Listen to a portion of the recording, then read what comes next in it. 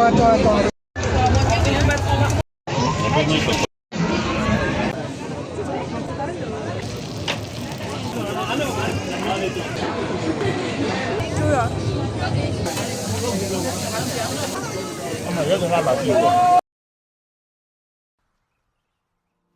Defence প্যারিসের উপকণ্ঠে অবস্থিত একটি অত্যন্ত গুরুত্বপূর্ণ বিজনেস ডিস্ট্রিক্ট। উঁচু উঁচু skyscrapers, shopping mall, theatre, corporate houses নিয়ে তৈরি একটি বিজনেস প্লেস। প্রতিদিন লাখো লাখো মানুষের যাতায়াত এই লা ডিফেন্সে। এরই মাঝখানে আছে বিশাল এক খোলা চত্বর। এখানেই প্রতি বছর ক্রিসমাসের আগে বসে ক্রিসমাস মার্কেট। প্রায় 1 মাস ধরে চলে এই অস্থায়ী মার্কেট বা মেলা। আজ আমরা এই ক্রিসমাস মার্কেটই ঘুরে দেখব আর আপনাদেরকেও দেখাবো। নমস্কার, আমি রুমিতা, আর আমার ইউটিউব চ্যানেল আমাদের গল্প ইন্ডিয়ান বেঙ্গলি ফ্যামিলি ইন ফ্রান্সের আরেকটি নতুন ভিডিওতে আপনাদের সকলকে অনেক অনেক স্বাগত জানাই। প্যারিস সহ সমস্ত ফ্রান্স জুড়েই বিভিন্ন জায়গায় এরকম হাজারো ক্রিসমাস মার্কেটের আয়োজন করা হয়। এই মার্কেটগুলোতে মূলত এখানকার ট্র্যাডিশনাল খাবার দাবারের দোকান বসে। ক্রিসমাসের সময় ঘরবাড়ি ডেকোরেট করার জন্য ডেকোরেশনের জিনিসপত্র, ক্রিসমাসের গিফট আইটেমের দোকানই বেশি বসে।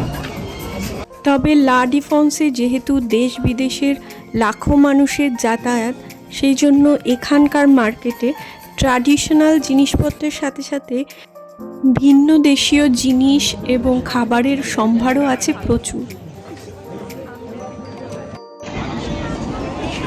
এগুলো, এটা কি স্যুপ? তো অনিয়ন স্যুপ। বড় বড় এই তামার পাত্রগুলোর কোনোটাতে রয়েছে গরম ওয়াইন, কোনোটায় রয়েছে গরম চকলেট, আবার গরম অনিয়ন স্যুপ। এগুলো একদম ট্র্যাডিশনাল, সারা বছরই এই সময়তেই পাওয়া যায়, অন্য সময় পাওয়া যায় না। তৈরি করা হয়েছে অস্থায়ী একটি আইস স্কেটিংয়ের জায়গাও, যাকে ফ্রেঞ্চ ভাষায় বলে পাতিনোয়া। সোম থেকে শুক্র পর্যন্ত অ্যাডাল্টের টিকিট মূল্য 10 ইউরো এবং উইকেন্ডে 12.50 ইউরো, আর স্কেট রেন্টাল 2.50 ইউরো। স্কেটিং দেখতে যতটা সহজ মনে হয়, করাটা ঠিক ততটাই কঠিন। এখানে তৈরি হচ্ছে ফন্দু, বিশেষ এক প্রকার চিজ গলিয়ে পাউরুটি, আলু সিদ্ধ এবং পিকেল দিয়ে সার্ভ করা হয়। বার্গারের দোকান, তবে বেশিরভাগই হ্যামবার্গার। থাই ফুডের দোকান। ফুড লাভারদের জন্য এই মেলা একদম আদর্শ, তবে পকেটে অবশ্যই জোর থাকতে হবে, কারণ দামগুলো বেশ চড়া। এটা ফ্রেঞ্চ ট্র্যাডিশনাল খাবার টার্টিফ্লেট, রেবলস, চিজ, আলু, পেঁয়াজ এবং মাংস দিয়ে তৈরি একটি খাবার। এই খাবারটির নাম হলো র্যাকলেট। ভ্যালিস চিজ দিয়ে তৈরি হয় এই খাবার। চলুন এবার আপনাদের একটা ক্রিসমাস ডেকোরের দোকান দেখাই। দোকানের ডেকোরেশন দেখেই চোখ মেলে তাকিয়ে থাকতে ইচ্ছে করছে। ক্রিসমাস রিলেটেড কোনো জিনিস বাকি নেই এই দোকানটাতে। ক্রিসমাসের দিন ছোট বড় সবাই সবাইকে গিফট দেয়, আর এই দোকানটা সেরকমই গিফট আইটেমে একদম ভরা। প্রতিটা কর্নার এত সুন্দর করে সাজিয়ে রেখেছে। এই যে এখানে এত জাঁকজমক, হই হুল্লোড়, খাওয়া দাওয়া সব কিছু কিন্তু 25 ডিসেম্বরের আগে।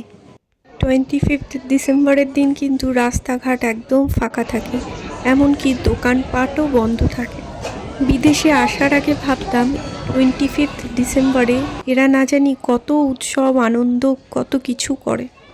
আসলে ওই দিনটাতে এরা নিজেদের বাড়িতে খুব একান্তভাবে নিজের পরিবার পরিজন আত্মীয় স্বজনের সাথে সময় কাটান। পুরো এই মার্কেটটাতে ছবি তোলার জন্য এরকম অনেক জায়গা করা আছে। এত সুন্দর সুন্দর জিনিসের মধ্যে থেকে আমরাও টুকটাক কিছু কেনাকাটা করেই ফেললাম। লালা, তোমরা কিনেছো?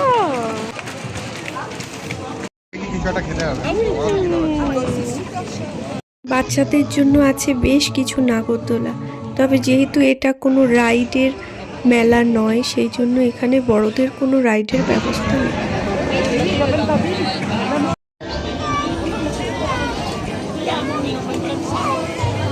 এটা হলো মারো, যার ইংলিশ নাম চেস্টনাট।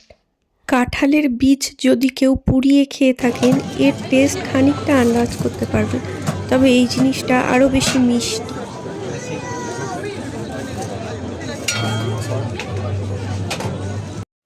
বিভিন্ন কস্টিউম পরা কিছু মানুষ এই মেলায় রয়েছেন, যারা এই মেলায় আসা মানুষদের এন্টারটেন করছে।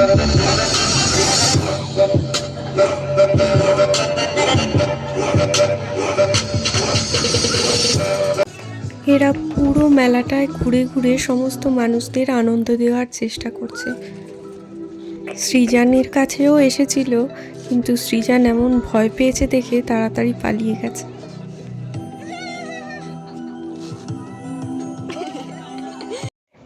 এই দোকানটাতে দেখুন, শুকনো মাংস আর চিজ বিক্রি হচ্ছে। চিজ আর শুকনো মাংস এখানকার একটা ট্র্যাডিশনাল খাবার। ফ্রান্সে ৩০০রও বেশি ভ্যারাইটির চিজ আছে এবং প্রত্যেকটা চিজের টেস্ট আলাদা। তবে আমি যেহেতু চিজ লাভার নই, সেই জন্য আমার কোনো চিজই ভালো লাগে না। আর এই শুকনো মাংসগুলোরও বিভিন্ন রকম ভেদ আছে। চলুন আরও সামনের দিকে যাই, কি কি দোকান আছে দেখে আসি। এটা কাশ্মীরি পশমিনার দোকান।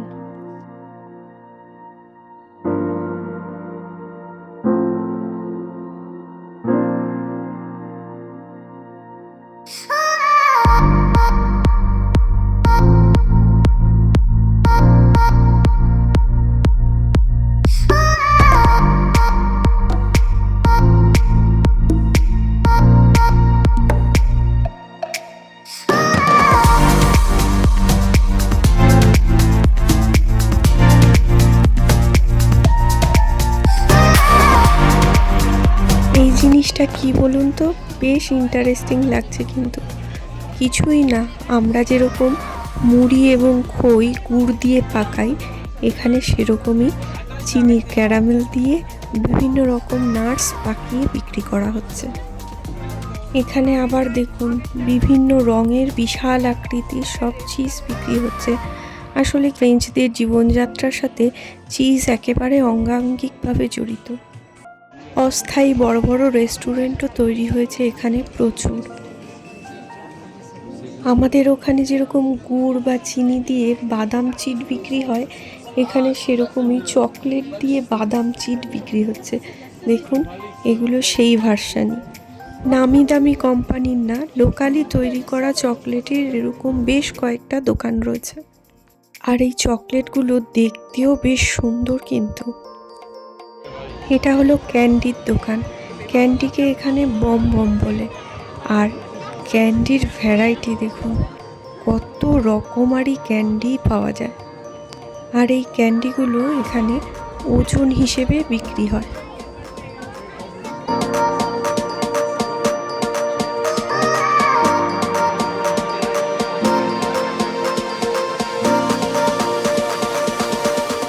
এই দোকানটিতে বানানো হচ্ছে অ্যালিগট নামে ট্র্যাডিশনাল একটা ফ্রেঞ্চ খাবার। টমো ফ্রেশ নামে স্পেশাল এক ধরনের চিজ দিয়ে, যেটা শুধুমাত্র ফ্রান্সেই পাওয়া যায়। এই চিজের সাথে আলু সিদ্ধ মিশিয়ে একটা পেস্ট তৈরি করা হয়, এটাই সেই খাবার। আর এই চিজটার বিশেষত্ব হলো এটা খুব তাড়াতাড়ি মেল্ট হয়ে যায়।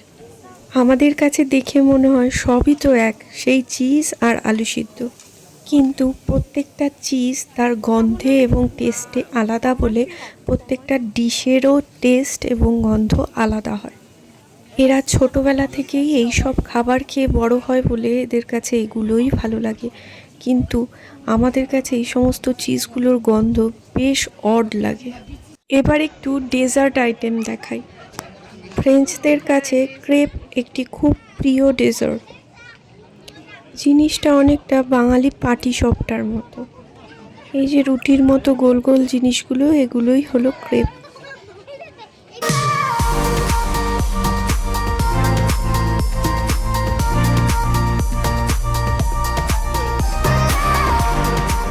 এতক্ষণ বাদে একটু চিকেনের দেখা পেলাম, তবে রেসিপিটা যে ঠিক কি সেটা বুঝতে পারলাম না, তাই খাবার ভরসা করলাম না, এগিয়ে গেলাম।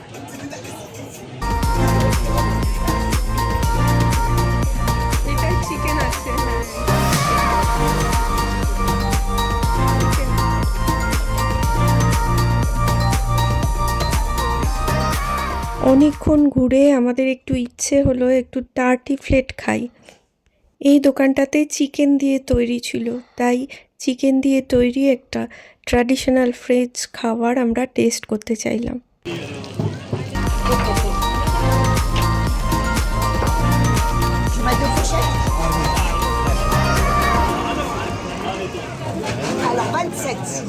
চিজ, আলু সিদ্ধ আর ছোট টুকরো টুকরো মাংস দিয়ে তৈরি এই খাবারটা খেতে গরম গরম বেশ ভালোই লাগলো। এখানে রয়েছে ইটালিয়ান পাস্তা, তাও আবার চিজ বাকেটে। দেখুন চিজ বাকেটগুলো কীরকম দেখতে হয়, বড় বড় চিজের এক একটা চাক, তারই মাঝখান থেকে কুড়ে কুড়ে চিজগুলোকে বের করে সেই চিজ মেল্ট করে পাস্তার সাথে চিজ পাস্তা বানানো হয়। আরেকটা শুকনো মাংসের দোকান, তবে আগের দোকানটার থেকে এই দোকানে আরো বেশি রকমের শুকনো মাংস বিক্রি হচ্ছে। এই খাবারটার নাম নুগাত। ডিমের সাদা অংশের সাথে চিনি মিশিয়ে আর তার সাথে বিভিন্ন রকম নাটস মিশিয়ে এই খাবারটা তৈরি করা হয়। শক্ত মিষ্টি মিষ্টি বিস্কুটের মতো একটা জিনিস।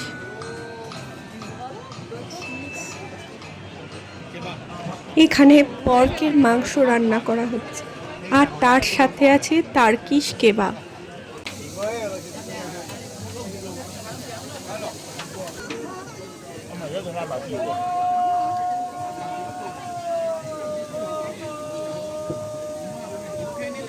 এই ধরনের কেবাব সচরাচর চিকেনের খুঁজে পাওয়া যায় না, এখানে চিকেনের আছে, তাই আমরা লোভ সামলাতে পারলাম না।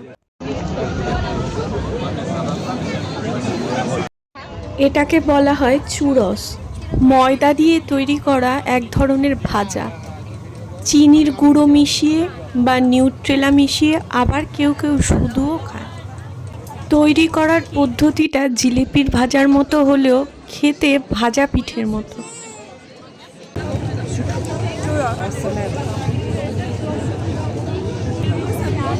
ভালো। ইনস্ট্যান্ট আলুর চিপস ভাজা, লবণ সহ বা লবণ ছাড়া দু রকমের ভাজাই পাওয়া যায়। হ্যাঁ,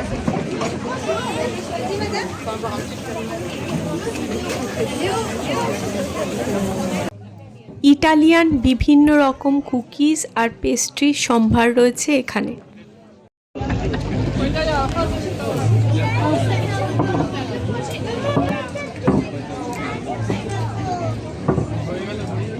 বিখ্যাত ফ্রেঞ্চ সুইট ডিশ ম্যাকারো। এখানে তৈরি হচ্ছে ক্যান্ডি অ্যাপেল। বড় বড় সবুজ আপেলগুলোকে ক্যান্ডি সিরাপের মধ্যে চুবিয়ে তারপরে সেটাকে শুকনো করে তৈরি করা হয়। কাঠের গুঁড়ির মধ্যে কি সুন্দর জিনিসগুলো তৈরি করা হয়েছে। খ্রিস্টান ধর্মাবলম্বী মানুষেরা 25শে ডিসেম্বরের সময় যে যিশুর বার্থ প্লেস বা ক্রেস্ট তৈরি করেন, সেখানে এই ধরনের পুতুলগুলো ব্যবহার করে থাকেন। সেরকমই একটা দোকান এটা। কত রকমের অলিভ বিক্রি হচ্ছে দেখুন। এত ধরনের অলিভ যে পাওয়া যায় জানা ছিল না। ম্যাপ দু নোয়েল মানে সান্তাক্লজের ওয়াইফের ঘর বানানো হয়েছে এটা। সান্তাক্লজের ঘরও বানানো হয়েছে, তবে মেলার আরেক প্রান্তে। কেন দুজনকে দুই প্রান্তে বসানো হয়েছে জানি না, তবে ইনি হলেন এই মেলায় সান্তাক্লজের ওয়াইফ। এই ক্রিসমাস মার্কেটটা প্যারিসের সব থেকে বড় ক্রিসমাস মার্কেটগুলোর মধ্যে একটা। এই মেলায় আরও অনেক ধরনের খাবারের স্টল আছে, যেগুলো সম্পূর্ণ আমাদের কাছে নতুন। ভিডিওর মাধ্যমে সব কিছু তুলে ধরা সম্ভব না, এই ভিডিওর মাধ্যমে আপনারা মোটামুটি আইডিয়া করে নিতে পারবেন ইউরোপের এই ক্রিসমাস মার্কেটগুলোতে কী ধরনের খাবার দাবার এবং জিনিসপত্র পাওয়া যায়। প্যারিস এখন ভীষণ সুন্দর আলোর মালায় সেজে উঠেছে। যেতে যেতে আপনাদেরকে সেই আলোর একটু ঝলক দেখিয়ে যায়।